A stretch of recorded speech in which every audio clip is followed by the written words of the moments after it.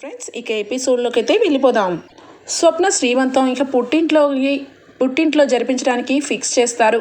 ఇక మొత్తానికైతే కనకం ఫోన్ చేస్తుంది కావ్యకి. అమ్మ చాలా మంచి పని చేసావమ్మా, థ్యాంక్స్ అని చెప్పి కావ్య అంటుంటే, ఏమైందే, నాకెందుకు థ్యాంక్స్ చెప్తున్నావు? స్వప్నని పుట్టింట్లో శ్రీమంతం చేయించమన్నావు, దానికే కదా అని చెప్పి ఫోన్ పెట్టేస్తుంది. ఇక ఆ విషయాన్ని రుద్రాని స్వయంగా స్వప్నకి కళ్ళారా చూపిస్తుంది. స్వప్న చూసి ఒక్కసారిగా షాక్ తింటుంది. చూసావు కదా మీ కావ్య ఏ రకంగా ప్లాన్ చేసిందో. మీ అమ్మ హఠాత్తుగా ఇంటికి వచ్చి నేను 20 లక్షల రూపాయలు ఖర్చు పెట్టి మరీ నీకు శ్రీమంతం జరిపించాలనుకుంటే మీ కావ్య మొత్తం కూడా చెడగొట్టి సమయానికి ఇక్కడికి వచ్చేలాగా చేసి నీ శ్రీమంతాన్ని అక్కడ జరిపించేలాగా చేసింది. ఇంకా నువ్వు మీ చెల్లి గురించి గుడ్డిగా నమ్ముతూ ఉండు. ఎంతైనా నీ కడుపులో ఉన్న బిడ్డకి నేను అలాగే నా కొడుకే కదా వంశాంకురం. అందుకనే మేమిద్దరం కూడా నీ విషయంలో ఒకప్పుడు తప్పుగా ప్రవర్తించిన ఇప్పుడు మాత్రం మనస్ఫూర్తిగానే శ్రీమంతం జరిపించాలనుకున్నాం అని చెప్పి కావాలని స్వప్నని రెచ్చగొడుతుంది రుద్రాని. ఇక స్వప్న వెంటనే ఇక కావ్య దగ్గరికి వచ్చి, విషయం అంతా తెలుసు, నువ్వెందుకు ఇలా బిహేవ్ చేస్తున్నావు, నా విషయంలో ఎందుకు ఇంత ఘోరంగా ఇక్కడ జరగాల్సిన శ్రీమంతాన్ని అమ్మతో కావాలని అక్కడ జరిపించేలా చేసావు అని చెప్పి ఇక నిలదీస్తుంది. ఆ మాటలు విన్న కావ్య, అక్క ఈ విషయాలన్నీ తెలుసుకున్న దానివి ఇక నేను ఎందుకు ఈ రకంగా ప్రవర్తిస్తున్నానో తెలుసుకోలేవా అనగానే, అదంతా నాకు అనవసరం, నువ్వు ఒకప్పుడులాగా లేవు, నువ్వు డబ్బు నీ చేతికి వచ్చేసరికి నువ్వు అసలు కింద నిలబడట్లేదు, అంతా నీ ఇష్టారాజ్యంగా చేస్తున్నావు. ఇంట్లో విషయాలన్నీ కూడా ఏదో రకంగా నేను సరిపెట్టుకున్నాను, కానీ నా విషయంలో ముఖ్యంగా నువ్వు అక్కవని కూడా నన్ను చూడకుండా కావాలని టార్గెట్ చేస్తున్నట్టు అనిపిస్తుంది. నేను చాలా విధాలుగా బాధ పెట్టానని ఒకప్పుడు చాలా బాధపడి నేను మారిపోయాను, కానీ ఇప్పుడు నాకు అర్థమైంది డబ్బు రాగానే నువ్వు మారిపోతావని అని చెప్పి అక్కడి నుంచి ఇక స్వప్న బాధపడుకుంటూ వెళ్ళిపోతూ ఉంటుంది. అదంతా కూడా ఇక అపర్ణ చూస్తుంది. అపర్ణ చూస్తూ ఉంటే కావ్య ఏమి చెప్పలేక ఇక అక్కడి నుంచి వెళ్ళిపోతుంది. కావ్య అలాగే స్వప్న ఇద్దరూ మాట్లాడుకోవడం విన్నారు. ఇక అపర్ణ ఏంటో అసలు కావ్య ఏం చేస్తుంది, ఇటువైపుగా రాజ్ కూడా ఏదో జరుగుతున్నా ఏమీ చెప్పట్లేదు. వీళ్ళిద్దరూ కలిసి ఏదో చెప్పాలనుకుంటున్నారు కానీ చెప్పలేకపోతున్నారు. అదేంటో త్వరలో తెలుసుకోవాలి అని చెప్పి ఇక అపర్ణ అనుకుంటుంది. ఇక ఇదిలా ఉంటే రాహుల్ రుద్రాని ఇద్దరు కూడా ఇక రూమ్లో మాట్లాడుకుంటూ ఉంటారు. మమ్మీ స్వప్నని బాగా రెచ్చగొట్టావు, ఇక కావ్యని బాగా నిలదీసి అక్క చెల్లెల మధ్య చిచ్చు పెట్టావు, నాకైతే హ్యాపీగా ఉంది అని చెప్పి ఇక మొత్తానికైతే, మమ్మీ మొన్న నాకు తెలిసిన విషయం నీకు చెప్పలేదు కదూ, తాతయ్యకి ఇక హాస్పిటల్ బిల్ అయితే క్యాష్ రూపంలో కట్టారంట. అసలు ఇక ఆఫీస్ నుంచి కనీసం ఇక ట్రాన్స్ఫర్ చేయడానికి అమౌంట్ లేకపోతేనే కదా క్యాష్ రూపంలో కడతారు. ఇదేదో చాలా ఘోరమైన పని అనిపిస్తుంది మమ్మీ అని చెప్పనగానే, అవునా, నువ్వు చెప్తుంటే నాకు అనుమానం వస్తుంది. ఇంట్లో కూడా చాలా ఘోరంగా కొన్ని పరిస్థితులు ఏర్పడ్డాయి. ఇక కావ్య కూడా ఏదో టెన్షన్ పడుతుంది, కానీ రాజ్ కావ్య ఇద్దరు ఏదో దాచిపెడుతున్నారని నాకు అర్థమైందిరా అని చెప్పి ఇద్దరు కూడా ఆలోచిస్తూ ఉండగా ఒక్కసారిగా ఇక అనామిక గుర్తుకొస్తుంది. అవును, ఒక్కసారి అనామికకి కాల్ చేయరా అని చెప్పి అనగానే, ఏమైంది మమ్మీ, అనామిక ఇప్పుడు ఎందుకు అనగానే, నీకు తెలీదు, అనామిక ఒక నెల రోజుల క్రితం నాతో కొన్ని విషయాలు మాట్లాడింది. దానికి నేను భయపడి సహకరించలేదు, కానీ అనామిక అనుకున్న పని చేసిందా ఏంటి అని చెప్పి అనగానే, ఏమైంది మమ్మీ అని చెప్పి కాల్ కనెక్ట్ చేస్తాడు. ఇక కనెక్ట్ చేయగానే అనామిక, హలో ఆంటీ, ఏంటి అనుకున్నాను ఏదో ఒకరోజు మీ నుంచి సడన్గా ఫోన్ వస్తుందని అనగానే, అది సరే కానీ అనామిక నువ్వేం చేసావు, నువ్వు ఏదైనా ప్రాబ్లం క్రియేట్ చేసావా అని చెప్పి అడుగుతుంది రుద్రాణి. ప్రాబ్లం ఏంటంటే నేను చేసిన పని చాలా పెద్ద విషయం చేశాను. ఇది ఇంట్లో వాళ్ళెవరికీ తెలియకుండా మాఫీ పెట్టి రాజ్ కావ్య పాపం కష్టపడుతూ ఇక బ్యాంకుకి 20 కోట్ల రూపాయలు ప్రతి నెల కడుతూ ఉన్నారు అనగానే దెబ్బకి షాక్ అవుతుంది రుద్రాణి. అంటే అనామిక నువ్వు ఆ రోజు నాకు చెప్పినట్టుగా చేసావా అనగానే, చెప్పినట్టుగా చేయడం ఏంటి, చెయ్యమని మీకు రిక్వెస్ట్ చేశాను, కానీ మీరు భయపడిపోయారు, బెదిరిపోయారు, కానీ నేను అనుకున్నట్టు సక్సెస్ అయ్యాను. తెలుసు కదా ఈ అనామిక ఏం చేయాలనుకున్నా ఖచ్చితంగా చేసి చూపిస్తుందని. ఆ కుటుంబం మీద నేను కక్ష తీర్చుకోవాలనుకున్నాను, కక్ష తీర్చుకుంటున్నాను అనగానే, ఏం చేసావు, ఆస్తి మొత్తం అనగానే, ఏం చేస్తానేంటి, ఆస్తి మొత్తం కూడా ఇక బ్యాంకుకి జప్తు చేసేలాగే చేశాను. కానీ పాపం కావ్యరాజ్ ఇద్దరు కూడా బ్యాంకు వాళ్ళకి రిక్వెస్ట్ చేసి ఇన్స్టాల్మెంట్ మీద 20 కోట్ల రూపాయలు కట్టే విధంగా వాళ్ళు మాట్లాడుకున్నారు. కానీ అక్షరాల 100 కోట్ల రూపాయలు నా దగ్గరే ఉన్నాయి. నేను చెప్పినట్టుగానే ఇక నందగోపాల్ని నా ట్రాప్లో వేసేసి వాడిని ఇక బోర్డు తిప్పేమని చెప్పాను అనగానే ఒక్కసారిగా రుద్రాని కళ్ళు పెద్దవి చేస్తూ, అనామిక ఇదంతా ఎప్పుడు చేస్తావు అనగానే, ఇది జరిగి 2 నెలలు అవుతుంది. ఈసారి 2వ నెల ఇన్స్టాల్మెంట్ కూడా కట్టేయడానికి 2 రోజులే టైం ఉంది అని చెప్పనగానే, అంటే ఇప్పుడు కావ్య వాళ్ళు ఈ రాజు వాళ్ళు ఖచ్చితంగా ఆ విషయంలోనే ఇంట్లో అందరినీ ఈ రకంగా చేస్తున్నారా? అంటే ఈ విషయం ఇంట్లో తెలియకుండా బాగానే ప్లాన్ చేశారు అని చెప్పి రుద్రాని, అనామిక ఈ విషయంలో నాకు నిజం తెలిసిపోయింది. మరి నేను ఖచ్చితంగా కావ్యని రాజుని నిలదీయాలనుకుంటున్నాను అనగానే, ఏంటి కావ్యని రాజుని నిలదీస్తావా? నీకు అసలు ఏమన్నా బుద్ధుందా? నువ్వు చేసే పనేంటి? వాళ్ళిద్దరిని నిలదీయడం ఏంటి? నేను చెప్పినట్టు చెయ్యంటి. ఇప్పుడు వాళ్ళని నిలదీయద్దు అనగానే, సరే కానీ ఈ ప్లాన్లో ఎంతో కొంత మీరు ఈ ప్లాన్ వేసినా ఆ ప్లాన్లో నాకు కూడా బాగా ఉంది కదా అనగానే, ఉందని మీకు ఎప్పుడో చెప్పాను. మీరే అనవసరంగా భయపడ్డారు. నిజానికి ఫస్ట్ పేమెంట్ 20 కోట్ల రూపాయలు మా అకౌంట్లోనే ఉన్నాయి. ఇంకొక 20 కోట్ల రూపాయలు ఎల్లుండి వస్తాయి. అవి మీకు కావాలి అంటే తీసుకోవచ్చు, బ్యాంకు వాళ్ళకి 10% ఇచ్చి. మరి 100 కోట్ల రూపాయలు అని చెప్పి రుద్రాని అనగానే, అయ్యో ఆంటీ అవి ఎప్పుడో వాటాలుగా వేసేసాం కదా, మీ వాటా మీకు వస్తుంది. మీరు అనుకున్నట్టు దుగ్గిరాల ఇంట్లో ఉంటూనే మీకు డబల్ పేమెంట్ అందుతుంది. ఎప్పుడూ బాధపడేవాళ్ళు కదా, నాకు అన్యాయం జరుగుతుంది, నాకు నా కొడుక్కి ఏ రోజు ఇంట్లో వాళ్ళగా చూడట్లేదని. ఇప్పుడు మీరు ఆ ఇంట్లోనే సగం వాటా మీకు సంపాదించి పెట్టుకుంటున్నారు. ఇదంతా కూడా మీకు సంతోషమే కదా ఆంటీ అనగానే, ఏం మాట్లాడుతున్నావు అనామిక? నిజానికి ఆ ప్లాన్ వేసినప్పుడు కాస్త భయం వేసి వెనక్కి తగ్గాను. కానీ ఈ ప్లాన్ సక్సెస్ అయిందని నాకు ఇప్పుడే తెలిసింది. ఇంకేం మాట్లాడతాను, నోటి వెంట మాటలే రావట్లేదు. ఇంకా డబ్బు మాకు, ఇక బాధ కావ్యకి అనగానే, అంతా అయిపోయిందని మీరు అనుకోమాకండి. ఆ కావ్య చాలా తెలివిగలది. ఏదైనా ఒకరోజు ఈ విషయం బయటపడితే చాలా పెద్ద ప్రమాదం. అందుకే మీరు మీ జాగ్రత్తలో ఉండండి. బ్యాంకు వాళ్ళ దగ్గర నుంచి అమౌంట్ తెచ్చుకునేటప్పుడు చాలా జాగ్రత్తగా తీసుకొని మీ దగ్గర పెట్టుకోండి. ఈ విషయంలో మీరు కానీ నేను కానీ కలిసి ఈ కుట్ర చేశామని ఎప్పటికీ తెలియకూడదు అని చెప్పనగానే, అయ్యో అనామిక నేను తెలియనిస్తానా? సరే కానీ డబ్బు మాత్రం నాది, నా వాటా పక్కన పెట్టావు కదా అనగానే, అయ్యో ఆంటీ ఎప్పుడో పక్కన పెట్టాను. ఈ వాటాలో 5గురికి సమానమైన వాటాలు దక్కుతాయి. అలాగే వాటా పక్కన పెడితే నేను ఫుల్ సాటిస్ఫాక్షన్ పొందుతాను. ఆ కావ్యరాజ్ కుటుంబం వీధిని పడాలని ప్లాన్ చేశాను. కానీ వాళ్ళు కష్టము సుఖము నెల కడతామని ఒప్పుకున్నారు. డబ్బుకు డబ్బు లాగేసి ఇక లాస్ట్ మంత్ పేమెంట్ కట్టే లోపల అమౌంట్ కాజేసేసి కరెక్ట్ టయానికి కట్టలేదని బ్యాంకు వాళ్ళు ఇంటిని ఆస్తుల్ని జప్తు చేసేలాగా చేస్తాను అని చెప్పానుగానే, వాహ్ చాలా పెద్ద ప్లాన్ వేసావు అనామిక. నిజానికి నాకు ఇంకా ధైర్యం వచ్చింది. ఇప్పుడు నా చేతిలో డబ్బు ఉంది కాబట్టి నన్నెవరు ఏమీ చేయలేరు అని చెప్పి రుద్రాని ఇక మాట్లాడుతూ ఉంటుంది. మమ్మీ ఏంటి మమ్మీ ఏం మాట్లాడుతున్నావు? డబ్బేంటి, ఆస్తులేంటి, జప్తులేంటి అనగానే విషయం మొత్తం కూడా రాహుల్కి చెప్తుంది. ఒకప్పుడు రుద్రాని ఈ ఇంట్లో కావ్యం పేరు మీద ఆస్తి ఇక తాతయ్య గారు రాసిన వెంటనే నేను అనామికని అప్రోచ్ అయ్యాను. ఇలా జరుగుతుందని ఇక నేను అలాగే అనామిక ఆలోచించి ఇక ఆస్తిని ఏదో రకంగా మా చేతుల్లోకి రప్పించుకోవాలని ప్లాన్ చేద్దాం అనుకున్నాం. కానీ నాకెందుకో చివరి నిమిషంలో భయం అనిపించి వద్దని చెప్పాను.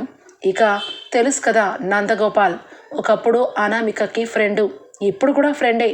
వాడి చేత చిట్ ఫండ్ కంపెనీ ఇక మూయించి దానికి సంబంధించిన డాక్యుమెంట్స్లో ఇక 100 కోట్ల రూపాయలని షూరిటీ సంతకంగా పెట్టించిన ఇక తాతయ్య గారిని బయటకు లాగుతామన్నట్టుగా బ్యాంకు వాళ్ళతో ఇక కథ నడిపించమని నేను కూడా లెక్కల్లో అన్ని విషయాల్లోనూ అనామికకి ప్లాన్ చేశాను. కానీ ఎందుకో ఎక్కడో భయం వేసి వెనక్కి తగ్గాను. కానీ అనామిక మాత్రం ప్లాన్ చక్కగా వర్కౌట్ చేసింది అని చెప్పనగానే ఇక రాహుల్ ఇలాగే ఇక రుద్రాని ఇద్దరు కూడా మాట్లాడుకుంటారు. సరే మమ్మీ, మరి మనకి అమౌంట్ ఎప్పుడు వస్తుంది అనగానే రేపేరా, ఇక రేపు కానీ ఎల్లుండి కానీ ఖచ్చితంగా రేపే వస్తుంది అనగానే స్వప్న శ్రీమంతం రేపే అనుకుంటా అనగానే అవును, కానీ ఆ స్వప్నని బాగా రెచ్చగొట్టానురా, కానీ పుట్టింట్లో జరిపించమని కావ్య చేసిందని మొత్తం కళ్ళ ముందు చూపించాను. స్వప్న కావ్య ఇద్దరు కొట్టుకుంటారు. ఈరోజు ఖచ్చితంగా కావ్యని ఇక ఈ స్వప్న బ్రతకనివ్వదు. ఏదో ఒక టైంలో ఏదో రకంగా ఇక పుల్ల గుచ్చుతూనే ఉంటుంది. ఇక ఖచ్చితంగా స్వప్న ఏది చేసినా ఇంట్లో వాళ్ళు కూడా ఎవరు ఏమనరు.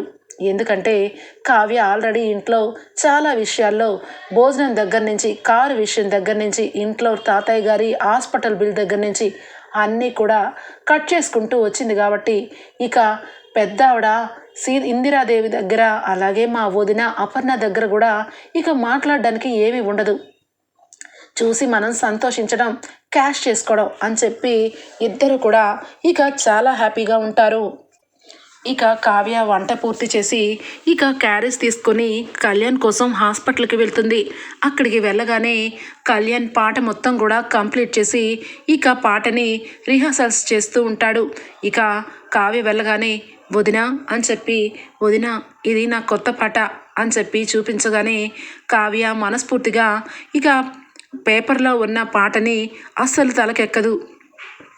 సరే కవి గారు, చాలా బాగా రాశారు అని చెప్పి ఇక భోజనం చెయ్యండి అని చెప్పి చాలా ఒక రకంగా డల్గా కనిపిస్తుంది. ఇక వెంటనే ఏంటి వదిన, ఏంటి సమస్య, మీరు ఏం చెప్పకపోయినా నాకు అన్నీ తెలుసు వదిన, మీ మనసు నిండా కూడా ఏదో బాధ ఉంది. అందుకే నేను కవిగా ఒక పాట రాసినా కూడా ఆ పాట మీరు మనస్ఫూర్తిగా చదవలేకపోయారు. ఏంటి వదిన, డబ్బుల విషయంలో కూడా చాలా ఘోరంగా ఉంది పరిస్థితి. హాస్పిటల్ బిల్ని ఇక మనం ఎప్పుడూ కూడా వెనక పెట్టం. అలాంటిది ఖచ్చితంగా 2 రోజుల తర్వాత క్యాష్ రూపంలో ఈ హాస్పిటల్కి క్యాష్ వచ్చింది. ఎందుకు ఇదంతా జరుగుతుందని నేను ఆఫీస్లో మేనేజర్తో మాట్లాడాను. ఇక అక్కడ జీరో అకౌంట్ అని చెప్పారు. ఇక్కడ పరిస్థితులు కూడా అంతంత మాత్రంగానే ఉన్నాయని తెలుసుకున్నాను. ఏంటి వదిన ఈ సమస్య నాకు చెప్పకూడదా? నేను మీ మరిది గారిని, ఇంటికి నేను కూడా అన్నయ్యతో పాటు ఉన్న వారసుడిని. నాకు తెలియకుండా ఏమి చేస్తున్నారు వదిన? మీరే మీ బాధని దిగమింగుకుంటారా, నాతో పంచుకుంటారా అని చెప్పి ఇక కళ్యాణ్ అడగగానే కావ్య అదేం లేదు కవిగారు, తాతయ్య గారికి ఇక ఒంట్లో బాగాలేదు, అలాగే కోమాలో ఉన్నారు. మీరు ఇక్కడ తాతయ్య గారితో ఉన్నారు. ఇలాంటప్పుడు మీకు చెప్పడం మంచిది కాదని అనిపించింది. ఈ సమస్యని నేను మీ అన్నయ్య చూసుకుంటాం అనగానే లేదు వదిన, చెప్పకపోతే నా మీదొట్టు అని చెప్పి కళ్యాణ్ అయితే ఒట్టేయించుకుంటాడు. అప్పుడు కావ్య జరిగిన విషయం చెప్తుంది. నందగోపాల్ అనే వ్యక్తి చిట్ ఫండ్ కంపెనీ పెట్టి ఇక కావాలని జనాల్ని చీటింగ్ చేసి బోర్డు తిప్పేశాడు. దానికి ప్రతిఫలం తాతయ్య గారు ఇక ఒకప్పుడు వాళ్ళకి షూరిటీ సంతకం పెట్టారని బ్యాంకు వాళ్ళు ఆస్తుల్ని అన్నీ జప్తు చేయాలనుకున్నారు కవిగారు. అందుకని మేము 20 కోట్ల రూపాయలు నెల కడతామని ఒప్పుకున్నాము.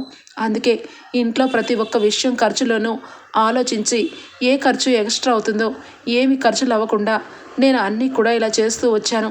కానీ ఇంట్లో అందరి ముందు దోషిలాగా అయిపోతున్నాను కవిగారు. ముఖ్యంగా స్వప్నక్క ఈరోజు నా కళ్ళల్లో కళ్ళు పెట్టి ఎందుకు నా శ్రీమంతాన్ని ఇక్కడ జరిపించకూడదు అని చెప్పి నిలదీసింది.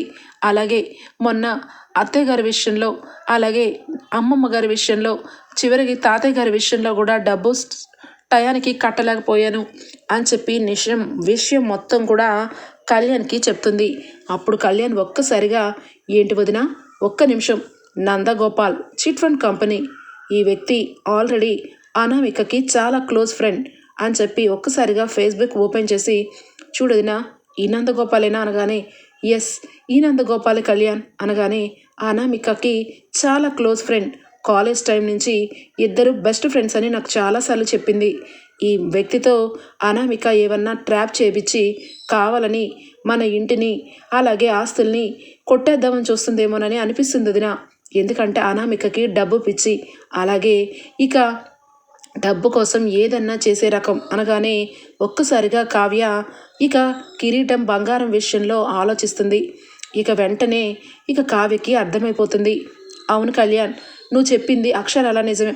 నాకు కూడా మొన్న కిరీటం విషయంలో ఇక వాచ్మెన్కి తన వైపు తిప్పుకొని మొత్తానికి కిమ్మిని బొమ్మని చేసి ఏదో ఒక రకంగా చేసి అందరి ముందు నన్ను మీ అన్నని అవమానపరచాలని చూసింది. కానీ నేను అది జరగనివ్వకుండా అడ్డుకున్నాను. ఇప్పుడు నువ్వు చెప్తుంటే నాకు మొత్తం అర్థమైపోయింది. ఇన్నాళ్ళు ఈ నందగోపాల్ ఎక్కడున్నాడా అని చెప్పి అన్నయ్య నేను పోలీసులతో మొత్తం అన్ని ఎంక్వైరీలు జరిపిస్తుంటే ఫారెన్ వెళ్ళిపోయాడని ఒకసారి, ఫారెన్ లేడు ఇంట్లో ఉన్నాడని ఒకసారి అని చెప్పి అబద్ధాలు చెప్పుకుంటూ ఇక వీళ్ళందరూ కలిసి గ్యాంగ్గా తయారయ్యారని ఇప్పుడు అర్థమైంది. ఇప్పుడు నాకు బాగా అర్థమైంది కవిగారు ఏం చెయ్యాలో అని చెప్పి ఇక అనగానే ఇంతలో అప్పు కాల్ చేస్తుంది.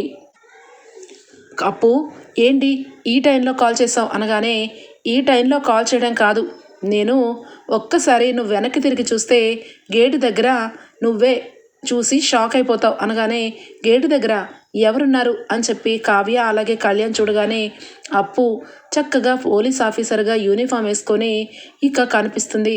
ఒక్కసారిగా ఇద్దరు సంతోషంగా అప్పు అని చెప్పి దగ్గరకు వెళ్ళగానే ఇక కావ్యక్క అని చెప్పి కళ్యాణ్ని అలాగే చాలా మురిసిపోతూ నేను ఈరోజే డ్యూటీలో దిగాను.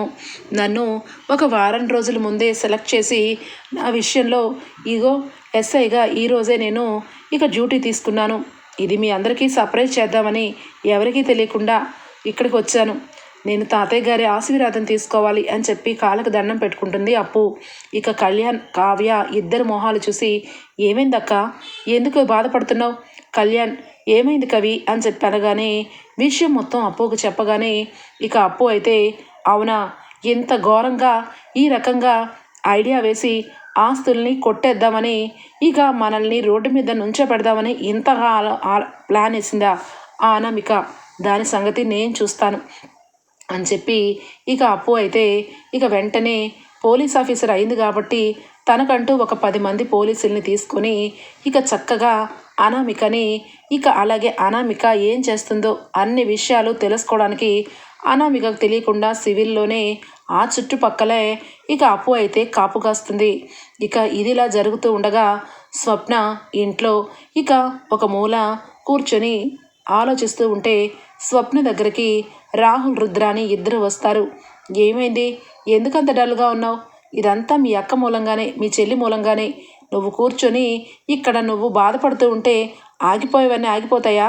ఇప్పటికైనా తెలుసుకో, అయిన వాళ్ళెవరో కాని వాళ్ళెవరో. మీ అక్క బోల్డ్ అంత డబ్బుని కూడపెడుతుంది. ఆ డబ్బు మొత్తం తన అకౌంట్లో వేసుకుంటుంది. కానీ ఎవరికి కూడా ఏమీ డబ్బులు లేనట్టు అబద్ధాలు చెప్తుంది. కావాలంటే చూడు అని చెప్పి ఇక కావ్య బీరువాలోంచి డబ్బు తీసుకొచ్చి చూపిస్తుంది ఇక రుద్రాని. ఒక్కసారిగా ఇక స్వప్న అయితే డబ్బు మొత్తం చూస్తుంది. అంటే కావ్య ఈ డబ్బు మొత్తం తనకంటూ దాచిపెట్టుకుందా అనగానే అవును, మరి ఏమనుకుంటున్నావు? కావ్య చూడ్డానికి సాఫ్ట్గా కనపడుతుంది కానీ డబ్బు విషయంలో ఏ రకంగా నిన్ను బాధ పెట్టిందో మర్చిపోయావా? ఈ 20 లక్షల రూపాయలు ఎందుకు నీకు వేస్ట్ చేయడమని ఎందుకని తను ఇక మీ అమ్మ వాళ్ళ ఇంట్లో శ్రీమంతం ఏర్పాటు చేసింది. వచ్చిన దాన్ని కడిగి పడేస్తావో లేదంటే ఏడుస్తూ కూర్చుంటావో నీ ఇష్టం అని చెప్పి ఇక అంటూ ఉంటుంది. సరే, కావ్య వస్తుంది కదా అప్పుడు తేలుస్తాను అని చెప్పి ఇక చాలా కోపంతో ఇక అటు ఇటు తిరుగుతూ ఉంటుంది స్వప్న. రానే కావ్య అలాగే ఇంటికి ఇద్దరు కనిపిస్తారు. ఇక హాల్లో అందరూ ఉంటారు. ఒక్కసారిగా ఇక స్వప్న అటు ఇటు చూస్తూ ఉంటుంది. రాహుల్ ఇక బయటకు వెళ్ళి ఇక స్పీడ్గా బ్యాగ్ తీసుకొని ఇక లోపలికి వస్తాడు. ఏంట్రా ఇంత ఆలస్యం ఏంటి అనగానే ఏంటి ఆలస్యం, 20 కోట్ల రూపాయలు వాళ్ళకి ఖర్చులకి వాళ్ళకి పర్సంటేజ్ అన్నీ పంచి అక్షరాల ఇక 18 కోట్ల రూపాయలు ఇంటికి తీసుకుని వచ్చాను. ఇది సేఫ్టీగా ఒక దగ్గర దాచిపెట్టు అని చెప్పి ఇక లోపల బ్యాగులో పెడుతూ ఉంటాడు. ఇక వెంటనే స్వప్న ఇక రంగంలోకి దిగుతుంది. ఇక రుద్రాణిని రాహుల్ని అలాగే స్వప్న కావ్య అందరూ ఇక హాల్లోని పిలిపిస్తుంది స్వప్న. ఒక్కసారిగా ఇక రుద్రాణి సంతోషంగా హ్యాపీగా అమ్మయ్య డబ్బుకు డబ్బు ఈ కావ్య ఈ స్వప్న కొట్టుకు చేస్తారా, పద సినిమా చూద్దాం అని చెప్పి ఇక అనుకుంటూ ఉంటుంది. ఇక స్వప్న డైరెక్ట్గా కావ్య దగ్గరకు వచ్చి కావ్య ఏం చేస్తున్నావు? నా శ్రీమంతాన్ని ఇక అమ్మ వాళ్ళ ఇంట్లో జరిపించాలని ప్లాన్ చేసి డబ్బంతా కొట్టేసి ఏం చేయాలనుకుంటున్నావు అని చెప్పనగానే అక్క ఏం మాట్లాడుతున్నావు అక్క, నువ్వు ఆవేశంలో ఉన్నావు. డబ్బంతా నేను కొట్టేయడమేంటి అనగానే, ఎస్, డబ్బంతా నువ్వే కొట్టేస్తున్నావు. ఈ ఇంటిని కావాలని దుర్మార్గంగా దోచుకుంటున్నావు. అందుకని నీ మీద నాకు చాలా కోపం వస్తుంది. నువ్వు ఈ ఇంట్లో ఉండడానికి వీల్లేదు. నువ్వుంటే నేనుండను. మర్యాదగా ఇంట్లోంచి బయటకు వెళ్ళు అని చెప్పి స్వప్న అనగానే ఇంట్లో అందరూ షాక్ అయిపోతారు. కావ్య, అక్క, ఆవేశంలో ఉన్నావు అనగానే రుద్రాని, ఏ ఆవేశంలోనూ లేదు. నా కోడల్ని ఈ ఇంటి కోడలుగా కాకుండా ఈ ఇంటికి వేరుగా చేసి చూసావు. డబ్బంతా నీ అకౌంట్లో పెట్టుకొని మా సొంత అక్క విషయంలో నగ దగ్గర నుంచి శ్రీమంతం దగ్గర నుంచి ఖర్చు అని తగ్గిస్తున్నావు. స్వప్న అన్న దీంట్లో తప్పే ఉంది అన్నయ్య. చెప్పండి ప్రకాశం అన్నయ్య, చెప్పు దాన్ని లక్ష్మి. స్వప్న కరెక్ట్గానే మాట్లాడుతుంది కదా. స్వయంగా కనకానికి ఫోన్ చేసి ఇంటికి రప్పించి టయానికి అక్కడ ఏర్పాటు చేయమని కావ్య కనకంతో మాట్లాడుతున్న విషయం స్వయంగా స్వప్న వినింది. అందుకే స్వప్న అంత బాధపడుతుంది. నా కోడలు ఒకప్పుడు నాకు నచ్చలేదు, కానీ ముక్కుసూటి మనిషి కాబట్టి అర్థం చేసుకున్నాను. కానీ స్వప్న ఇప్పుడు కళ్ళు తెరుచుకుంది అనగానే ఇక అందరూ ఆశ్చర్యపోతారు. స్వప్న, కావ్య బద్ధ శత్రువులు అయిపోతారేమో అని అపర్ణ, ఇందిరాదేవి, అమ్మ స్వప్న ఏం చేస్తున్నావమ్మా, ఏం మాట్లాడుతున్నావు? మీ చెల్లి విషయంలో నువ్వు అర్థం చేసుకోవడం ఇంతేనా అనగానే, లేదు, అర్థం చేసుకున్నాను కాబట్టి ఇలా మాట్లాడుతున్నాను. కావ్య, నువ్వు ఇంట్లో ఉంటే ఇంట్లో అందరినీ బాధ పెడుతూనే ఉంటావు. కాబట్టి నువ్వు ఇంట్లో నుంచి వెళ్ళిపోవు. నువ్వు ఈ ఇంటికి పట్టిన చీడ పురుగువి అని చెప్పి స్వప్న అంటూ ఉంటుంది. ఒక్కసారిగా రుద్రాని సంతోషంతో, మంచి పని చేస్తున్నావు స్వప్న, చాలా గొప్పగా మాట్లాడుతున్నావు. ఈరోజు నువ్వు నిజంగా నాకు నచ్చేసావు అనగానే, ఇలాగే మా చెల్లిని ఇంట్లో నుంచి వెళ్ళగొట్టాలని ప్లాన్ చేసావు కదా అత్త అని చెప్పి ఒక్కసారి షాక్ ఇస్తుంది స్వప్న. ఒక్కసారిగా దుగ్గిరాల కుటుంబం ఉలిక్కి పడుతుంది. ఏం మాట్లాడుతున్నావు? మీ చెల్లిని నేను ప్లాన్ చేయడం ఏంటి అనగానే, షడప్, అసలు నిన్ను అత్త అనాలంటేనే చాలా సిగ్గుగా అనిపిస్తుంది. నువ్వు ఒక మనిషివేనా? డబ్బు కోసం కక్కుర్తి ఉండొచ్చు, కానీ ఎంత ఘోరమైన కక్కుర్త. అసలు నువ్వు, నీ కొడుకు ఇద్దరు ఏం మాట్లాడుకున్నారో మొత్తం నేను విన్నాకే నేను చాలా ఆలోచించాను. నిజానికి కడుపుతో ఉన్నాను. ఈ టైంలో నా భర్త నాకు సపోర్టుగా ఉండాలి కదా అని చెప్పి నేను చాలా విధాలుగా ఆలోచిస్తూ ఉన్నాను. కానీ అంతకు మించి డబ్బు తెచ్చుకొని ఇక దాచిపెట్టుకొని ఈ స్వప్న, ఆ కావ్య వీళ్ళిద్దరూ కొట్టుకొని ఇద్దరు ఇంట్లో నుంచి వెళ్ళిపోవాలి అని చెప్పి ప్లాన్ చేశారు. అంతేకాదు, మీరిద్దరూ ఏ రకంగా డబ్బు తెచ్చుకున్నారో అనామికతో చేయి కలిపి ఈ ఇంటిని ఏ రకంగా మీరు ఇక తాకట్టు పెట్టాలనుకున్నారో, డబ్బు మొత్తం దోచిపెట్టుకోవాలనుకున్నారో అంతా నాకు మొత్తం నిజం తెలిసిపోయింది అనగానే, రాజ్, కావ్య, స్వప్న ఏం మాట్లాడుతున్నావు అనగానే, అవును రాజ్, కావ్య, సారీనే, నిన్ను అందరి ముందు ఇలా మాట్లాడాను. ఎందుకంటే మా అత్తకి బాగా కోటింగ్ ఇవ్వాలని ఈ రకంగా ప్లాన్ చేశాను. మీ అందరికీ నిజం చెప్పాలంటే ఇగో ఇది చాలు అని చెప్పి ఫోన్ని టీవీకి కనెక్ట్ చేసి రుద్రాని అలాగే ఇక అనామిక మాట్లాడుకున్న మాటలు మొత్తం కూడా వినిపించేలాగా కనిపించేలాగా చేస్తుంది ఇక స్వప్న. అది చూసిన దుగ్గిరాల కుటుంబం ఒక్కసారిగా షాక్ తింటుంది. రుద్రాని ఇంత ఘోరంగా ఇంట్లో ఉంటూనే ఆస్తి విషయంలో, డబ్బు విషయంలో ఇంత క్రూయల్గా ఆ అనామికతోని ఇక చేతులు కలిపింది అన్న విషయం విన్న కుటుంబం దెబ్బకి నోటి వెంట మాట రాకుండా సైలెంట్ అయిపోతారు. ఇక కావ్య అయితే, ఏంటి ఈ కుట్రలో మీరు కూడా భాగం పొందారా? సబాష్, పుట్టింట్లో అని చెప్పి ఈ ఇంట్లో మీరు పుట్టకపోయినా ఇక తాతయ్య గారు మిమ్మల్ని కన్న కూతురిలాగా ఇంట్లో పెంచి పెద్ద చేస్తే చివరి ఆఖరికి ఆ అనామికతో చెయ్యి కలిపి మీరు ఇంత కుట్రకి పాల్పడ్డారా? చిచ్చి, తలుచుకుంటుంటేనే అసహ్యం వేస్తుంది అనగానే, మరి ఏమనుకుంటున్నావే, అక్కడ ఉంది రుద్రాని ఒక రక్త పిశాచి లాంటిది. డబ్బు కోసం రక్తం తాగే మనిషి రూపంలో ఉన్న దెయ్యం. కావాలంటే నిరూపణ చూస్తారా? డబ్బు బ్యాగులోంచి తీసుకొచ్చి స్వప్న అందరి ముందు కింద పోసి డబ్బును చూపిస్తుంది. First payment amount police officer తీసుకున్నాడంట. సెకండ్ అమౌంట్ ఇదిగో మా అత్త తీసుకుందంట. థర్డ్ పేమెంటు ఆ నందగోపాల్ తీసుకుంటాడంట. అలా మీరు ఇంట్లో చెప్పకుండా బ్యాంకులో కడుతూ ఉన్న డబ్బు వీళ్ళ పాలన పడుతుందే కావ్య. ఆ బ్యాంకు వాళ్ళు కూడా ఫేక్ వాళ్ళే. వీళ్ళు చెప్పినట్టుగా తల ఆడించి బ్యాంకు వాళ్ళకి లంచం కట్టి ఈ పనులన్నీ జరిపిస్తున్నారు. ఇదంతా కూడా స్వయంగా ఇదిగో ఈ మహాతల్లి ఆ మహాతల్లితో మాట్లాడుతున్న మాటలు అని చెప్పి స్వప్న అనగానే సుభాష్, ప్రకాశం, ధాన్యలక్ష్మి, అపర్ణ అందరూ కూడా ఆశ్చర్యపోతారు. ఇక కావ్య అయితే ఇలాంటి వాళ్ళని ఏం చేయమంటారు? చెప్పండి అత్తయ్య, చెప్పండి చిన్నత్తయ్య, ఈ రుద్రాణిని ఏం చెయ్యాలి?